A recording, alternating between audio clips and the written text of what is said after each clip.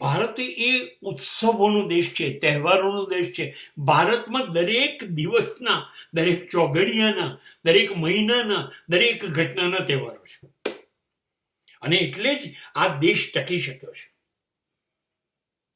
જો પરદેશને તકલીફ પડે છે કારણ કે એની પાસે 2-3 તહેવાર છે. કાં તો 25મી ડિસેમ્બર, કાં તો 31મી ડિસેમ્બર. અરે ભારત પાસે અમાસ પણ ઉજવાય છે, દિવાળી. પૂનમ પણ ઉજવાય છે, શરદ પૂનમ. પૂનમ પણ ઉજવાય છે, ધોળેટી હોય. ભારત પાસે અમાસની ઉજવણી પણ છે. ભારત પાસે પૂનમની ઉજવણી પણ છે. અમને દિવાળીનો જલસો 5 દિવસ રહે છે. અમે હોળી ધૂળેટી 2 દિવસ જલસા કરીએ છીએ. અરે અમે 2 દિવસ ઉત્તરાયણને શું, વાસી ઉત્તરાયણ પણ મનાવીએ છીએ. ધાબે ને ધાબે રહીએ છીએ. અમને ઉત્તરાયણ પણ ઉજવવી ગમે છે. અમારી નવરાત્રી તો 10 દિવસ ચાલે અને ફાફડા જલેબી ખાયા પછી દશેરના દાડે પૂરી થાય. આ દેશ જન્માષ્ટમી પણ ઉજવતો. આ દેશ ઈદ પણ ઉજવતો. આ દેશ જૈનોનું પર્યુષણ પણ ઉજવે છે. આ દેશ બધા તહેવારો ઉજવે છે.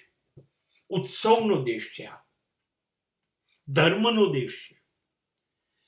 આપણી પાસે ધર્મના સ્થાનકો થોડાક હતા પહેલા. લોકો પાસે એટલા પૈસા ક્યાં હતા? ધર્મ યાત્રાઓ કરવી હોય તો કાં તો નીચે કન્યાકુમારી જાઓ, કાં જગન્નાથપુરી જાઓ, બદ્રીનાથ, કેદારનાથ, ગંગોત્રી, જન્મોત્રી, અમરનાથ.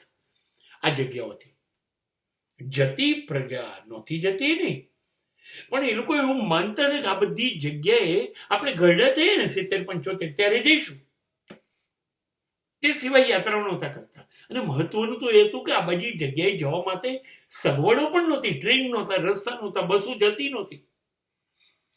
તમને આજે એક વાત ખાસ કરી દઉં કે પહેલા અહીંયા જીવી લો, કારણ કે આ યાત્રામાં તો પહાડોમાં અને ખીણોની વચ્ચે થઈને જઈએ. શક્યતા છે કે ઈશ્વર ત્યાંથી જ આપણને ઉપર બોલાવી લે, પાછા ઘરે આવીએ જ નહીં. અહીંની બધી વ્યવસ્થા કરે, વીર વસિયતનામું કરે, પછી લોકો યાત્રાએ જતા. ધાર્મિક દેશ કરો,